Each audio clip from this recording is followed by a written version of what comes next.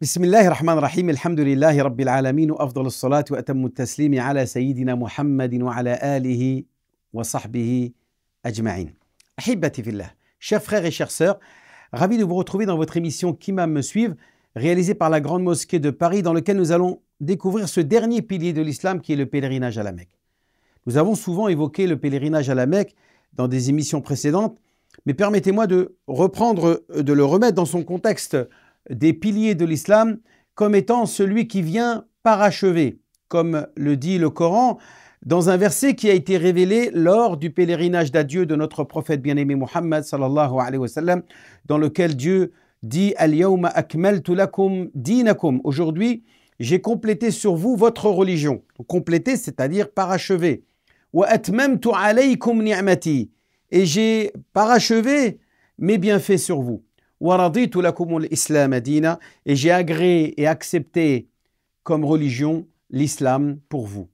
Donc voilà, ce verset-là a été révélé pour justement préciser que avec la shahada, la prière, la zakat, le jeûne du ramadan, le pèlerinage vient compléter, parachever les piliers de l'islam, vient parachever l'identité spirituelle du musulman, car c'est lors de ce voyage-là, dans lequel le croyant va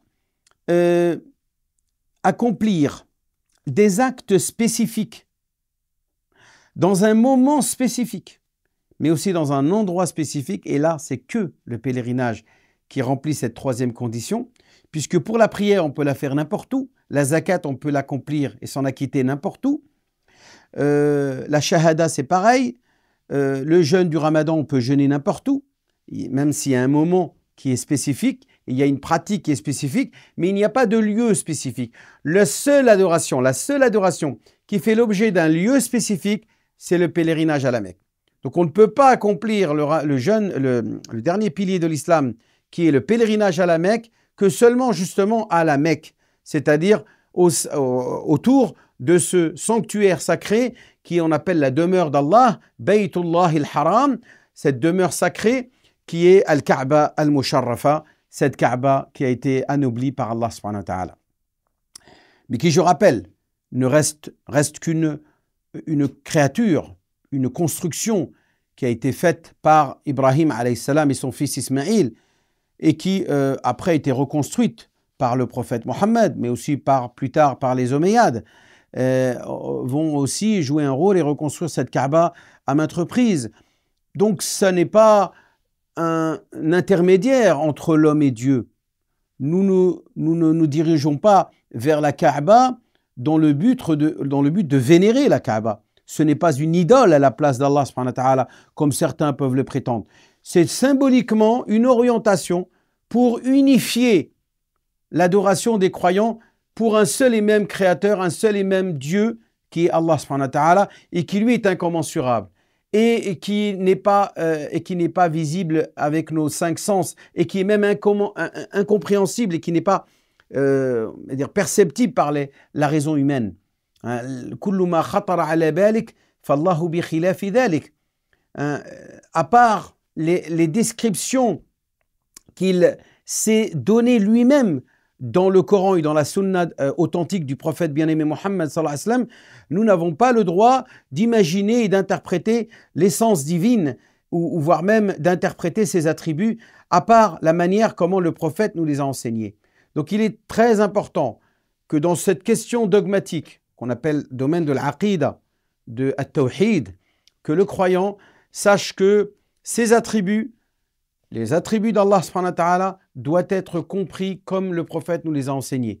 Et souvent, il nous enseigne de les comprendre de manière naturelle au sens propre et de les accepter tels que Dieu nous les a apportés, sans imaginer le comment, sans se poser la question du comment. Dieu, par exemple, dit dans le Coran qu'il s'est installé sur le trône. On n'a pas besoin d'interpréter au sens figuré cette expression qui est le fait que Dieu s'est installé. Il s'est installé comme il l'a dit. Inna Allah astawa ala arshihi kama qal, walakin bi kayf la ya'lamuha illa hu. Seul Dieu sait le comment. Ou bistiwa yaliqu bi jalalihi subhanahu wa ta'ala, d'une manière qui est qui correspond à la majesté de notre Créateur Allah subhanahu wa ta'ala, et que nous, les êtres humains, sommes incapables de comprendre. Donc revenons à notre thème qui est le pèlerinage. Le croyant donc va là-bas pour adorer Dieu, Allah subhanahu wa ta'ala, la sharika lahu. C'est pour cela même qu'il va multiplier cette formule pour s'assurer de ne pas commettre cette confusion entre le fait d'adorer Dieu et la maison de Dieu, et d'adorer la maison de Dieu, quand il va dire labbaik Allahumma labbaik. Ô mon Dieu, me voici, ô mon Seigneur, me voici. Labbaik la sharika laka labbaik, tu n'as aucun associé, me voici qui est le terme labbaik. Donc je réponds à ton appel. Donc le croyant répond à l'appel d'Allah subhanahu wa ta'ala en accomplissant ce pèlerinage au moins une fois dans sa vie. Ce pèlerinage, je répète, n'est obligatoire qu'une fois dans la vie. Est-ce que j'ai le droit malgré tout de le refaire une seconde fois? Oui, et de préférence d'en profiter pour le faire pour une tierce personne qui est morte, qui est décédée et qui n'a pas pu le faire de son vivant, et de le faire à sa place. Ça vous rapporte à vous et ça rapporte aussi à la personne pour qui vous avez accompli le pèlerinage.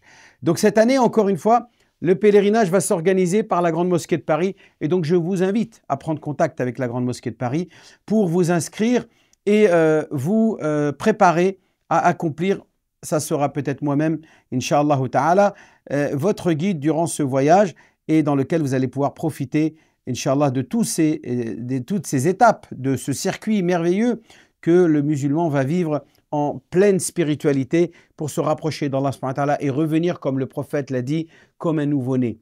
Le prophète dit dans un hadith, « Man hajja falam yarfuth wa lam yafsuq » celui qui va au pèlerinage et ne commet aucune turpitude ni péché, eh bien, raja'a min dhunubihi kayawmi waladathu ummuh. Il reviendra de ce voyage comme quelqu'un qui vient de sortir du ventre de sa mère, comme un nouveau-né, c'est-à-dire totalement purifié et nettoyé et absous de tous ses péchés.